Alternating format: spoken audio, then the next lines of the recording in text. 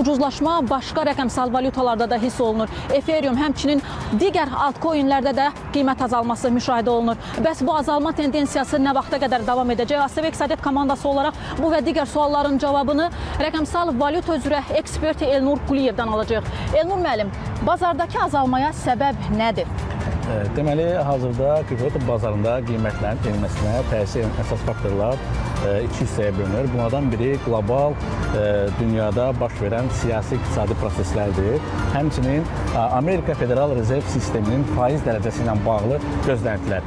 Son günlərdə biz müşahidə edirik ki, Amerika ümumiyyətlə güclənən dollar siyasəti yerinə yetirir və Federal Rezerv Sistemi faiz dərəcəsinin endirilmə prosesini ləngitməyə prosesini başlatdırıb. Bu da güclənən dollar deməkdir. Güclənən dollar isə birbaşa Bitcoin kimi digər riskli aktivlərin qiymətinin dəyər itirməsi ilə nəticələnə bilir. İkinci mühüm faktor isə qiymətli metallar bazarında baş verən qiymət dəyişkənliyidir. Nəzərə alsaq ki, hazırda qızıl, gümüş, mis və alüminiumlar qiymətlərinin maksimum hədlərindən keçirlər. Bu o deməkdir ki, investorların baxışlarında müəyyən dəyişikliklər baş verib və onlar riskli aktivlərdən daha çox təhlükəsiz liman hesab edilən belə deyək, aktivlərə daha çox yönəlirlər. Bu da deməkdir ki, kriptovalyuta bazarının müəyyən hissəsi də keçid eləyir daha təhlükəsiz və belə deyək də dövlət istiqrazları, dollar, ya dediyim kimi qızıl və gümüş kimi qiymətli metallara keçid edir və qiymətlərin belə deyək də azalması ilə müşahidə olunur.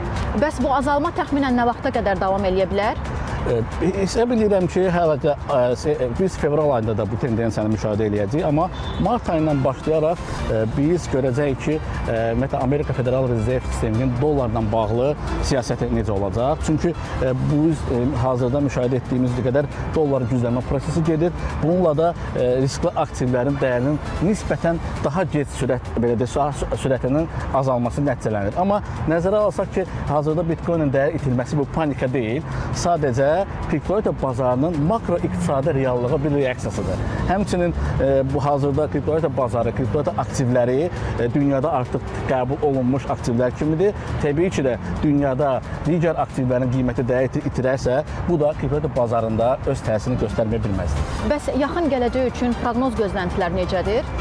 Yaxın gələcəkdə proqnoz vermək nisbətən çətindir, amma vəziyyət elə görsənir ki, hələ də Bitcoinin qiymətinin 70 min və 80 min dollar aralığında dəyişməsi müşahidə olunacaq və bu artıq gələcəkdə dünyada baş verən qlobal vəziyyətdə, iqtisadi siyasi vəziyyətin dəyişməsinin asılıdır. Çünki orada qiymətlər yüksəldikcə, təbii ki, kriptovalyuta bazarında da riskli aktivlər tələbat azalacaq və paralel olaraq da qiymətlərin artmasını müşahidə edəcəyik.